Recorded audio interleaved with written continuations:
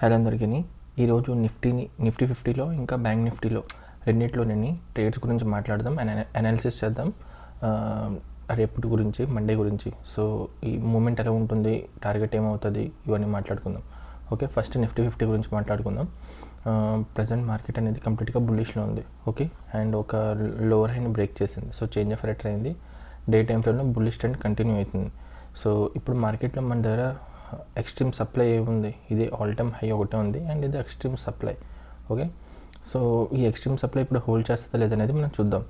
దానికంటే ముందు మార్కెట్లో బుల్లిష్ ట్రెండ్ కంటిన్యూ అవుతుంది కాబట్టి రేపు మార్కెట్లో మ్యాక్స్ క్యాండిల్స్ ప్రకారం మన బయాస్ ఏం చేస్తుంది, క్యాండిల్ క్లోజింగ్ పైన అయింది కాబట్టి మార్కెట్ మ్యాక్స్ బాడీతో పాటు క్లోజింగ్ అయింది సాలిడ్గా. సో మార్కెట్ కంటిన్యూ చేస్తుంది అండ్ ఫస్ట్ టార్గెట్ ఏమవ్వాలి, ఈ బ్లాక్ అంటే ఈరోజు లాస్ట్ డే హై ఏదైతే ఉందో దాన్ని బ్రేక్ చేయడం ఫస్ట్ టార్గెట్ అవ్వాలి. సో అరౌండ్ ఒక 70-75 పాయింట్స్ టార్గెట్ అవ్వచ్చు. ఓకే, 70 పాయింట్స్ ఉంది.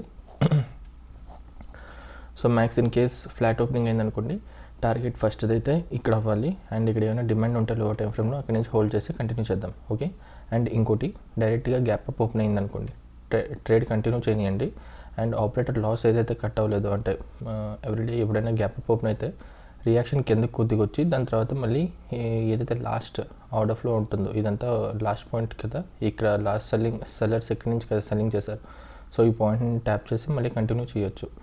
సో కంటిన్యూ చేసిన తర్వాత రేపు మార్కెట్ కంప్లీట్గా బుల్లిష్ ఉంటుందా లేదా చూద్దాం.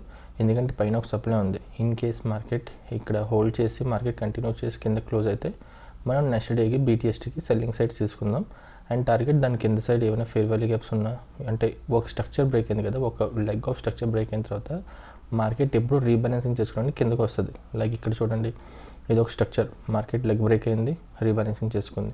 మళ్ళీ ఇక్కడ ఒక స్ట్రక్చర్, మార్కెట్ బ్రేక్ అయింది, రీబ్యాలెన్సింగ్ చేసుకోవడం మళ్ళీ కిందకు వచ్చింది. ఓకే, అంటే ఇక్కడ మార్కెట్ ఓపెన్ అయిన వెంటనే స్ట్రక్చర్ బ్రేక్ అయింది, మళ్ళీ రీబ్యాలెన్సింగ్ చేసుకోవడం కిందకు వచ్చింది.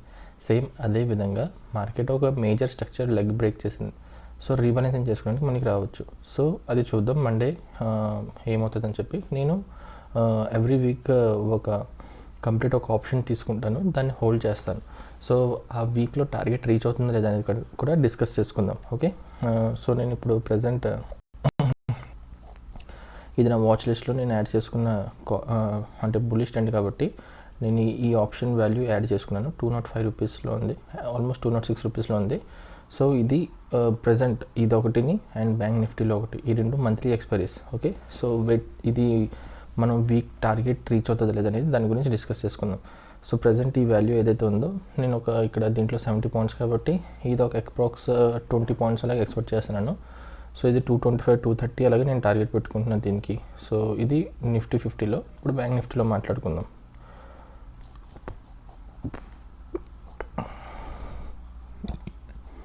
సేమ్ బ్యాంక్ నిఫ్టీ కూడా ఆల్ టైమ్ హై బ్రేక్ చేసింది. So all time high break చేసిన తర్వాత కూడా మార్కెట్ సాలిడ్ క్యాండిల్తో క్లోజ్ అయింది. కంటిన్యూ చేయొచ్చు మార్కెట్లో. సో ఫస్ట్ టార్గెట్ ఏమవ్వాలి, ఈ బ్లాక్ కలర్ లైన్ ఏదైతే ప్రీవియస్ డే హై ఉందో దాన్ని బ్రేక్ చేయడం ఫస్ట్ టార్గెట్ అవ్వాలి. అండ్ మార్కెట్ ఆల్ టైమ్ హైలో మనకి ఎటువంటి సప్లై ఉండదు కాబట్టి దీనికి ఎటువంటి రెసిస్టెన్స్ లేదు, మార్కెట్ కంటిన్యూ చేస్తుంది. మండే రేపు ఫ్రెష్ డే, ఎందుకంటే 3 డేస్ నుంచి ర్యాలీ కంటిన్యూ అవుతుంది కాబట్టి మార్కెట్ ఖచ్చితంగా రేపు ఒక కరెక్షన్ చూపించవచ్చు. ఇన్ కేస్ కరెక్షన్ చూపిస్తే మనం నెక్స్ట్ ట్యూస్డే నుంచి ఫ్రైడే వరకు ట్రేడ్ ఏం చేయాలనేది ఈ పర్టికులర్గా రేపు వచ్చే క్యాండిల్ మాత్రం మనకి ప్రిపేర్ చేసి చూపిస్తుంది. సో ఆల్రెడీ మీకు బ్యాంక్ నిఫ్టీలో ఆప్షన్ చూపించాను. సేమ్ నిఫ్టీలో కూడా ఎలాగైతే ప్యాటర్న్స్ ఉంటుందో అలాగే గ్యాప్ అప్ ఓపెన్ అయిన తర్వాత హోల్డ్ చేసి మళ్ళీ కిందకి నుంచి పైకి వెళ్ళే అవకాశాలు ఉంటాయి. మనం ఇక్కడ నుంచి ఆర్డర్ ఫ్లో చేంజ్ ప్రకారం చూసుకొని ఎంట్రీ తీసుకుందాం. ఓకే, లోవర్ టైం ఫ్రేమ్లో అది అయిపోయింది.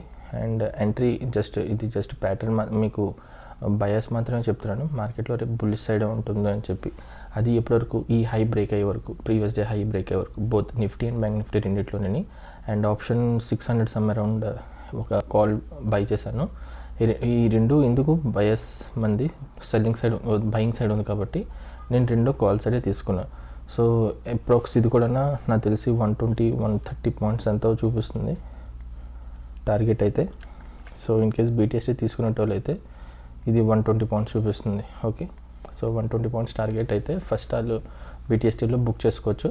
ఆ తర్వాత హోల్డ్ చేయొచ్చు, ఎందుకంటే కంప్లీట్గా వీక్ రేపే తెలుస్తుంది మనకి ఏం చేయొచ్చు అని చెప్పి. మండే ప్రాఫిట్ బుకింగ్ అంటే వస్తుందా లేదా అనేది చూడాలి. అండ్ సెల్లింగ్ సైడ్కి ఏమైనా కాంటాక్ట్స్ యాడ్ చేస్తారా అనేది మనం చూద్దాం.